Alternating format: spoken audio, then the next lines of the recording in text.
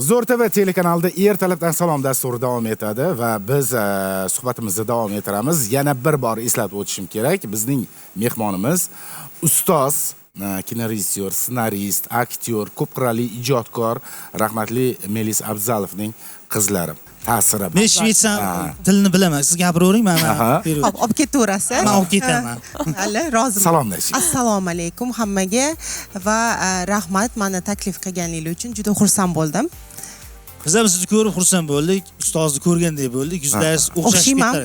O'xshashib ketar ekan. Men shu kirib kelganingizdan men ko'rganman. Agar o'sha Melis akadagi shlyapa kiygan bo'lganingizda hozir hech ikkilanmasdan kiyish kerak shuni o'zi aslida kiyish kerak. Hech ikkilanmasdan kim ekanligingizni darhol payqashardi. Bir savol qiziq baribir teletomoshabinlarimizga ham, bizga ham qiziq.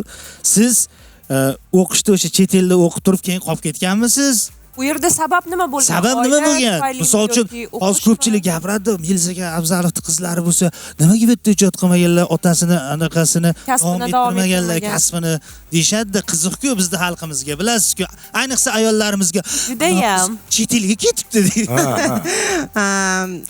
Lekin men kasblarimni davom ettiryapman. Menim hozir Shvetsiyada rejissyor bo'lib ishlayman va hujjatli filmlarni suratga olaman. Ana shuni aytganingiz to'g'ri bo'ldi. Mana Shvetsiyada rejissyor bo'lib ishlar ekanlar. Mana hurmatli teletomoshabinlar. Qiyin emasmi ayol kishiga bu soha? Endi hammaga emas, to'g'risini aytsam, oilani ham aniq qilish oilani bir maromda o'shaning uchun hujjatli film men uchun bir qanaqadir boshqacha yo'nalish. Men shu yoshligimdan o'sib kelganman otam bilan o'sha badiiy filmlarning ichida, lekin hujjatli film ozgina menimcha qiyinroq bo'lsa kerak. Lekin ko'p odam ishlatish kerak emas. Men va o'sha operator bo'lsa bo'ldi. O'shaning uchun uddalayapmiz. Boya aytib o'tdik, chi qalbdan tabriklaymiz. Ozodbek ona haqida qo'shiq aytganlar. Premyera tarona bu. Millionlab prosmotrga ega bo'lyapti. Nolixona mana ko'ryapsizmi? Ertalabda kim gul olib keladilar? Faqat men olib kela olaman. Rahmat. Ko'rdingizmi? Rahmat kattakon. Umringiz uzoq bo'lsin, Ozodbek ukajonim ona Premyera qo'shiq bo'lsin. Premyera qo'shiq, maza qilaylik. Rahmat.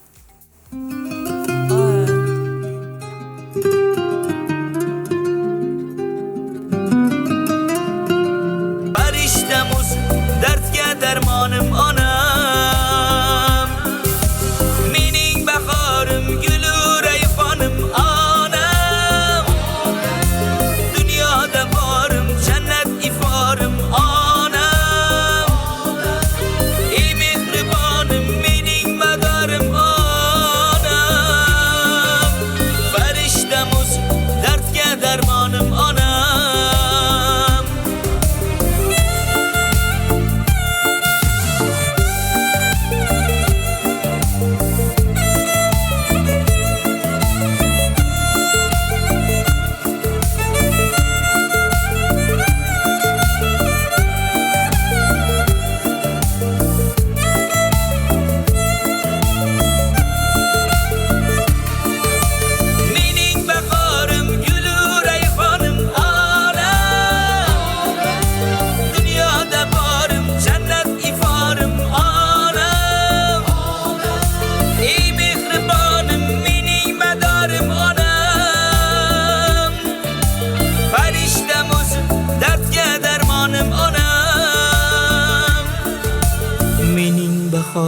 Gülü rayhan anam. Dünyada var cennet ifarım onam. Qoyil, ozod. Lekin haligi aytdimi, onalar haqida qancha ashula aytsak ham, kam she'r aytsak ham, bu olam mehriga eng loyiq kimsa, kim deya gohida savol bo'ladi. Jannat onalarning poyida bo'lsa, dunyoning azizi ayol bo'ladi deb bejizga shoirlarning she'r aytmagan. Bayram deb bo'ladi. Yana bir mehmonimiz tashrif buyurgan, chaqirib keyin suhbat davom ettiramiz. O'sha uchun kutib qolmasin. Sovuq qolmasin. Bugun bayram, bugun tug'ilgan kun. Shuning uchun estradamizda yorqin yulduzchalardan, kichkina yulduzchalardan ular kelajagi bor. Islom Farmonov tashrif buyurgan. Marhamat. Keling Islom.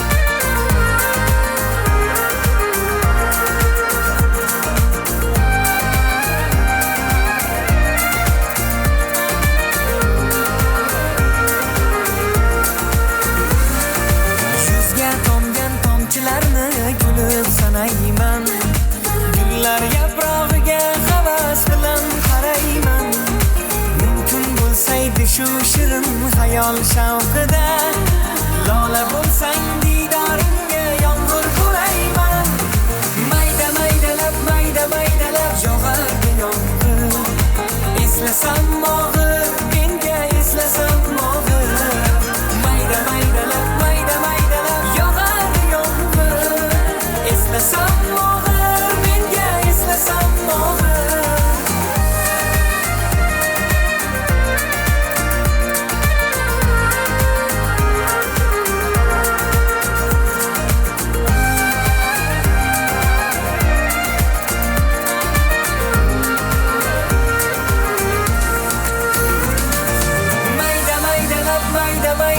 yog'ardi yomg'ir eslasam mog'ir menga eslasam mog'ir mayda maydalab yog'ardi yomg'ir eslasam mog'ir menga eslasam mog'ir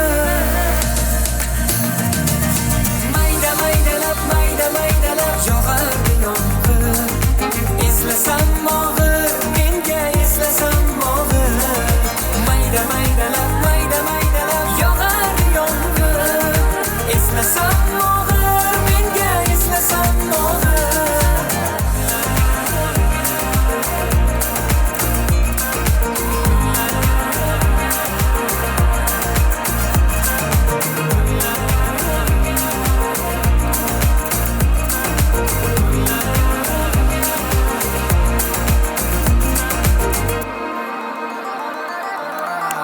Islom Farg'ona. Islom ko'rdingizmi oshxonadagi akalar? Mana shuni bayram pozitiv bo'lib turish. Xush kelibsiz. Keling, o'tiring. Assalomu alaykum. Ko'rishib oling. Avvalambor assalomu alaykum. Ertalabdan salom ko'rsatuvni barcha muxlislariga, hammangizga shanba tongi muborak bo'lsin. Atayda shu qo'shiq tayyorlab kelgan, ertalabki salomga boraman, ertaga qaysi qo'shiq aytsam ko'zim chimirlab, yomg'ir yog'ib qo'ygan. Yo'q, kechqurun xizmatda yurganimizda o'zi yomg'ir tinmadi-da. Imенно shu xizmat boshlanadigan payt boshladi. Shu bilan Men Ilhom akam bilan ustoz bilan Islomni Sirdaryoda ko'rganman-da. Sirdaryoga borganmiz, to'yga chaqirib qo'yishdi. Islom bu paytlar kichkina edi-da. Juda samimiy inson, to'g'risi. Kimdir dadasi haqida gapirsa, hali dadamni san'atga o'xshatmanglar mana deydi. Ba'zi bir san'atkorlar, bolalar.